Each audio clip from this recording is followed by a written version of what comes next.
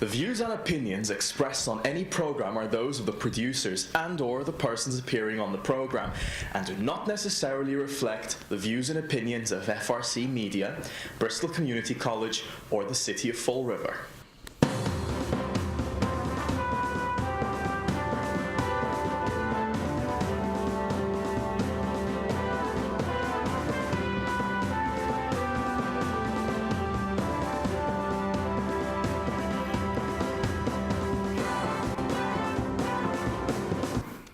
Hey, I'm not there. I noticed that. I disappeared. I'm wondering why you're not there. It's the invisible man. There you go.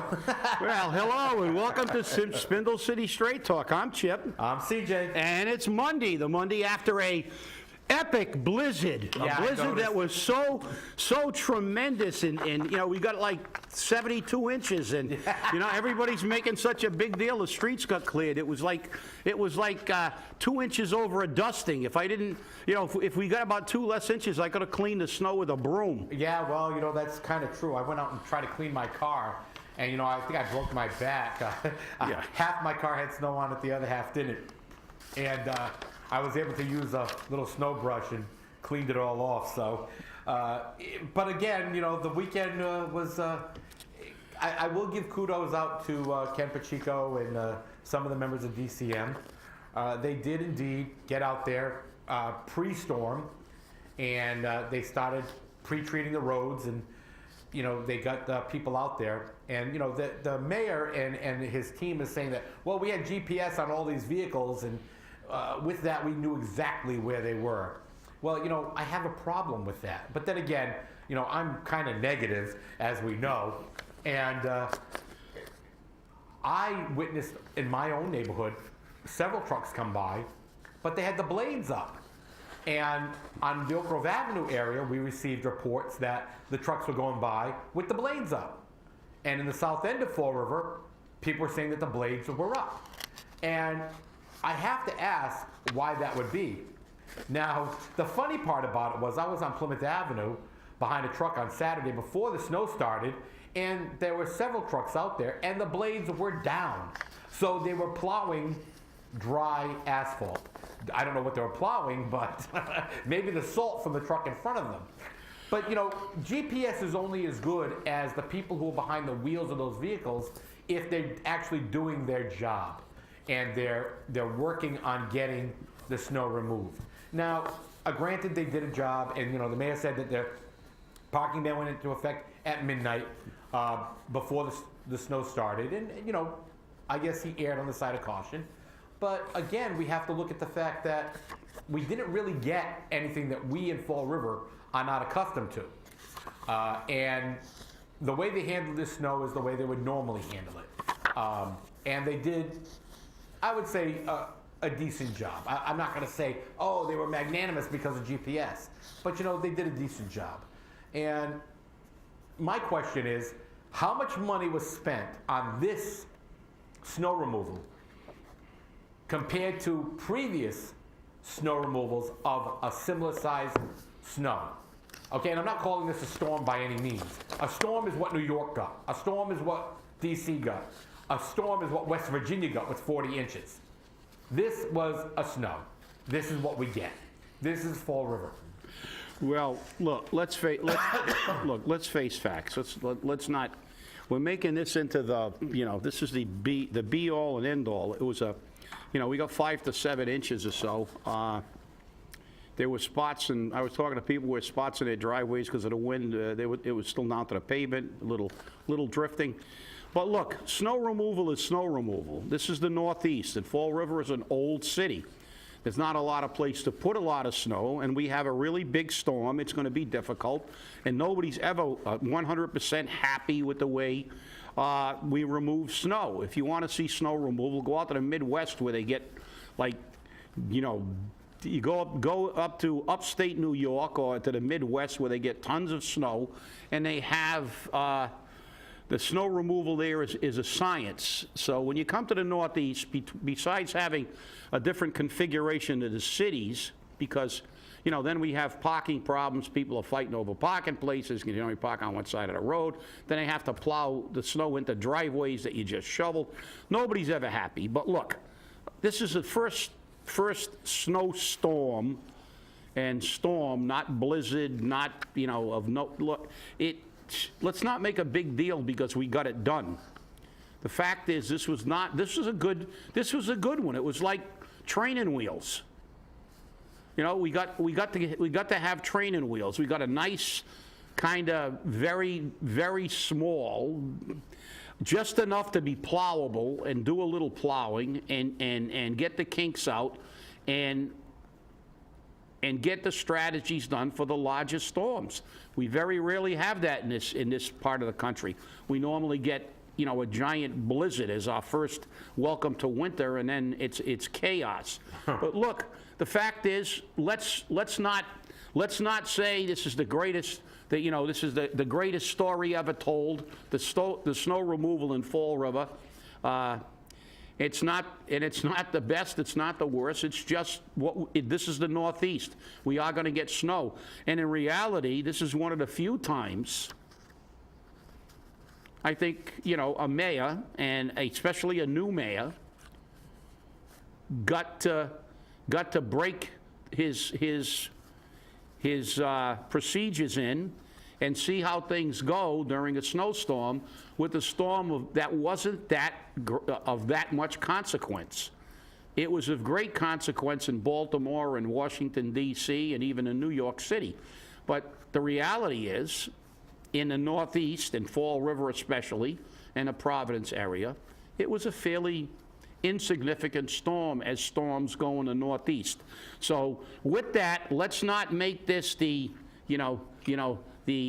foundation of the re-election campaign, of what a great job we did on snowstorms. When we get 18 inches or better and nobody complains, I will say, okay, we did a good job. But, always kudos. The guys are out there all night, they're in applause, and Ken Pacheco's coordinating it, and, that's it. They're out there, they're doing their job. And I'm sure that Ken was happy that he got a storm that was not that difficult to handle for him to get used to working with his new boss.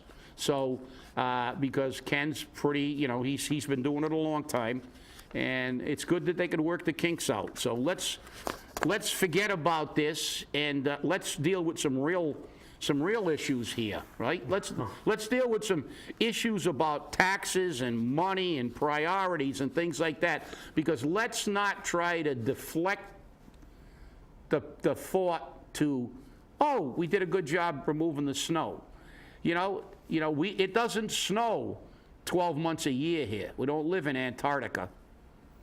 So let's get down to city business. And I see that Mark Monroe Dion wrote another article about the mayor and about the position. And although he talks about 65,000, but I think Mr. Dion does it. There's also some the money that he gets from the grants. That's not factored into that salary. So as I said, you will be probably making nearer to six figures. So, we have some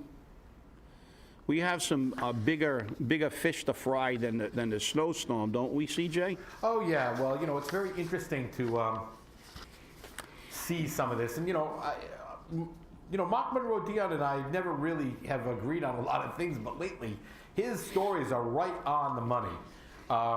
And people should read it today or tomorrow. But I want to get on to poli-sci, political science. And, just in case the mayor decided that he was going to delete all this stuff, it's all saved. The mayor posted on his own website, his own Facebook page, a picture of him with the future unemployed at Sam's Club. And again, I don't have a problem with that. He is the mayor, he needs to get out there, and he's trying to show that he's trying to work with these people, trying to find jobs for them and whatnot. And he actually said it stopped in Sam's Club today, and this was about 18 hours ago, and had an opportunity to talk to some of the hardworking people who are looking for replacement jobs. We're happy to announce that we are working with area retailers so no one to leave no one without a job. Now here's the thing.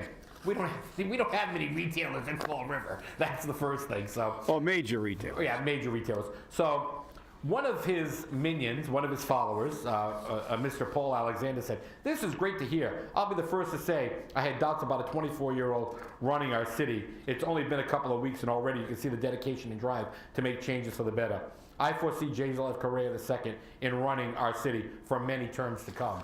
Well, I wonder what job he's going to get. yes, so do I. Assistant drug czar. Yeah. And so I posted, "Are you serious, Paul? This guy's becoming Flanagan too. And with the hiring of friends for political patronage jobs and not cutting unnecessary positions and downsizing government, piss poor. So far, this kid has done nothing to keep his promises. So far, almost everything he promised he has backpedaled on. How soon people forget." And we know this is true. Fall River has a very limited memory capacity.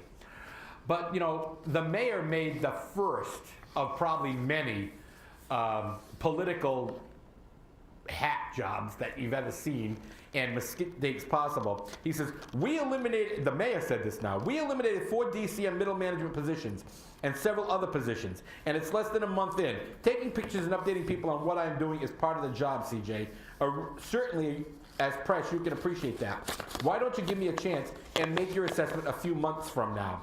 Why? Because we don't have a few months. We don't have a few days. We don't have a few minutes. Sounds like the old Red Sox. Wait till next year. But we heard that from Flanagan too. Give me till the end of the term. Oh, I made a mistake. Give me another term. But I had to answer this. I had to. And I said, "Mr. Mayor, we're looking at issues at Fall River that have long history, and the people believe that you would provide change. We know some of that change may take time, but many changes can be immediate. The decision that have to be made, but be made by an individual who is not concerned about re-election, but their only concern is the future and betterment of Fall River. I'm not the only reporter that's calling you out on your campaign promises, and when we look at patronage jobs, they do not save money. In one job, you did what you want, even after you were told by the council no. This is why we, as the press, call you out. We told you publicly on the air, if you do what is right, we will support your decisions. But when they are not right or not what the people want, we will stand firm on doing what we do and pointing it out to the taxpayer. I will tell you, Mr. Mayor, like I tell many other elected officials, please review Article 5 of the Massachusetts Constitution. That is where your authority derives from, and that authority is the people's." And then I even put it in there, Part 1, Article 5, blah, blah, blah. Well, okay. Now, that's, now you know why I don't go on Facebook. Right. And get into these Facebook wars, because it's like urinating into the wind, because it's ridiculous, okay? Because, look, this is what happens. We get into these arguments. I think he's great. I think he sucks. I think this. I think that. Let's get down to the bottom line here and what's happening to Fall River and how we got here. This is how we got here. All these side arguments and all this distraction from the reality. We have to ask hard questions. The hell with the snowstorm. Number one, I think let's start with Walmart, because the picture's here at Walmart. Didn't Walmart say they were going to give hiring preferences at their retail stores to these laid-off people? Yes, they did. Okay, so the mayor's working, but Walmart's one of the largest employers in this area, or in the country. So if they're going to give hiring preferences, these people have probably got a decent shot at getting a job. So. And it's probably not going to be in Fall River, which is the bottom line. But let's look at these things. Let's look at what's happening here. On the last show, we read Kathy Ann's statement about taking short-term debt and turning it into long-term debt. Why isn't somebody focusing on that? I want to wait and see a city councilor ask the question, why are we taking short-term debt and rolling it into long-term debt so we can free up more money to make more jobs and then take another short-term loan and enroll it into long-term loans? We went over it at the last show. This is how we got here. And they lie. And every one of those, almost every one, I can't say everyone, but almost every one of those short-term debt, we can probably, if we go back into the archives and pull the city council meetings, we can see whoever the city administrator was, be it Sean Kadim, be it Kathy Ann Viveris, saying to the city council, oh, don't worry about this debt. It's short term. We got a low, we're only going to pay this for a couple of years and then it's going to be gone. So we're going to actually make money on the deal because we're only paying this for a few years and we can do what we've got to do, and then in a couple of years this will be gone and we won't have this debt to pay. Well, that almost never happens because most of the major short-term debt becomes long-term debt. So you pay the higher interest rate on the front end. I mean, this is, like I said, their infinite ignorance of fundamental economics is mind-boggling.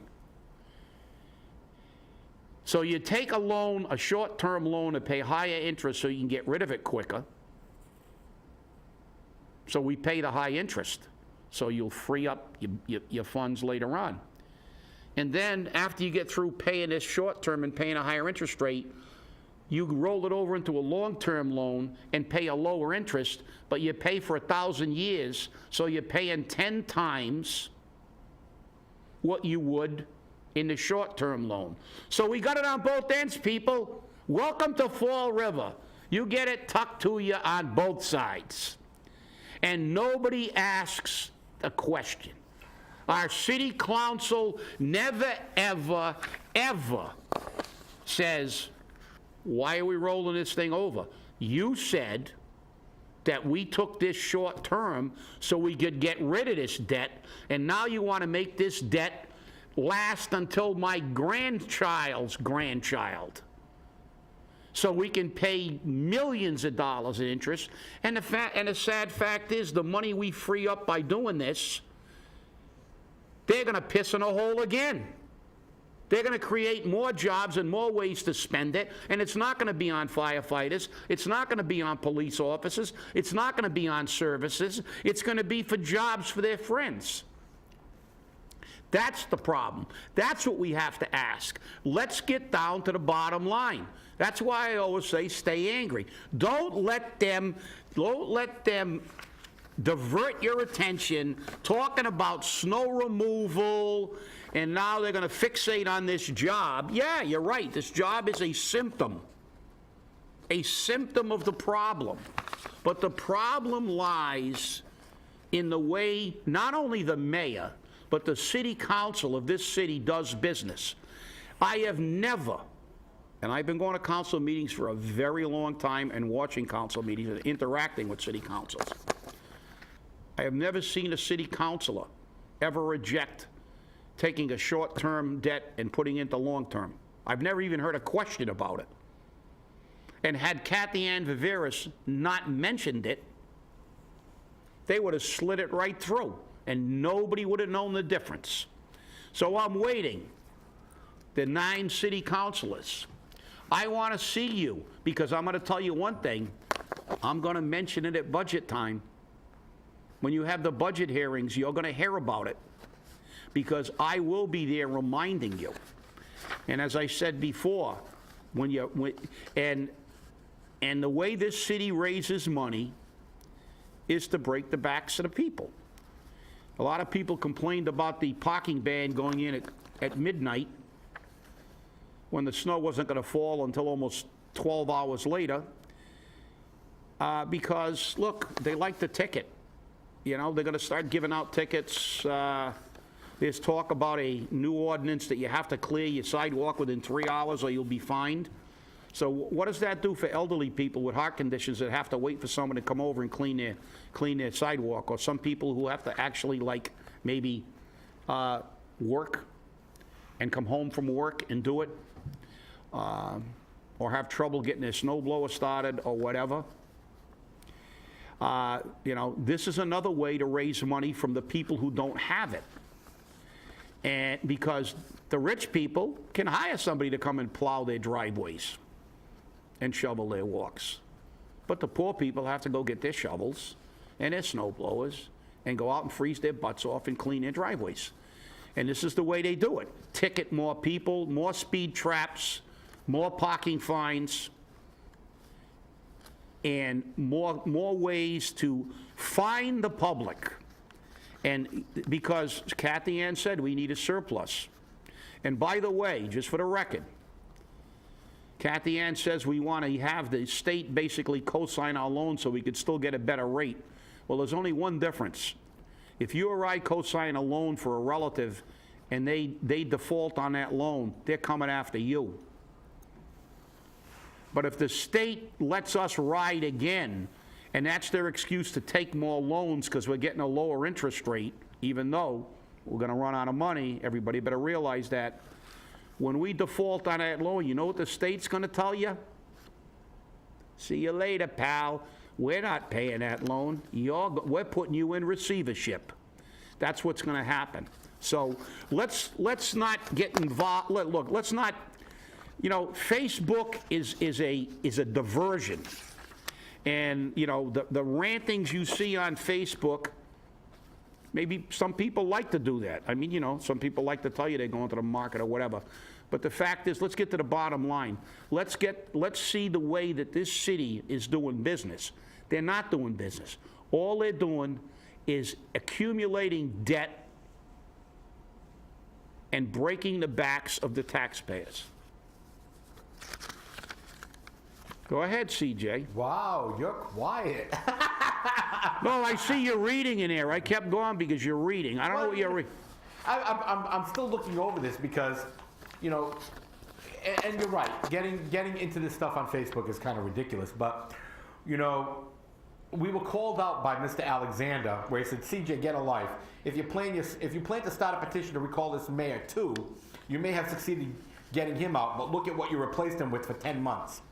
We got slapped with a 120-year trash fee. I'm not interested in hearing that you have what you have to cackle about. Mr. Mayor, continue the good work. I know we'll see great things from you.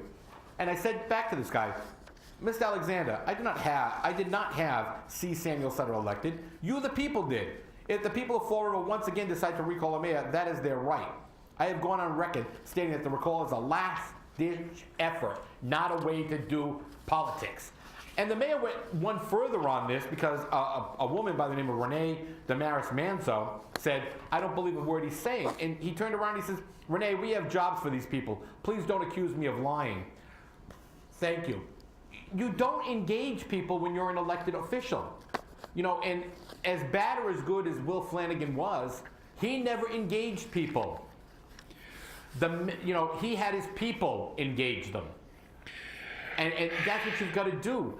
You know, you've got to keep your hands off of the controversy. By doing this, you have just made it very clear to people that you're like a little boy having a tantrum. And I said that in my weekend flush. Yeah, well, let's not give the mayor a poli-sci lesson. He majored in it, and if he didn't pay attention, it's his problem. But let's give these other people a civics lesson. Look, I don't care. Look, you like the mayor, you think he's great, that's your prerogative. But please, stop with the look what we got for 10 months. The people elected him. This is not a perfect process. All you got to do is look at Washington. Right. I mean, for crying out loud, look at the clowns we got in Washington. I mean, the fact is that no matter what you do, you can't get them out. They're like ticks because their group will vote them in and say, well, vote out all the other congressmen, but I know this guy and I can get a favor from him. And that's the problem with American politics. But look, we've gotten a start here in this city. The recall was a start. We don't recall everybody, but we don't re-elect them. Right. If they don't do the job. And the thing is, nobody has a crystal ball. Let me say this. I mean, in case you don't know this, most people who are politicians lie. They make promises they don't keep.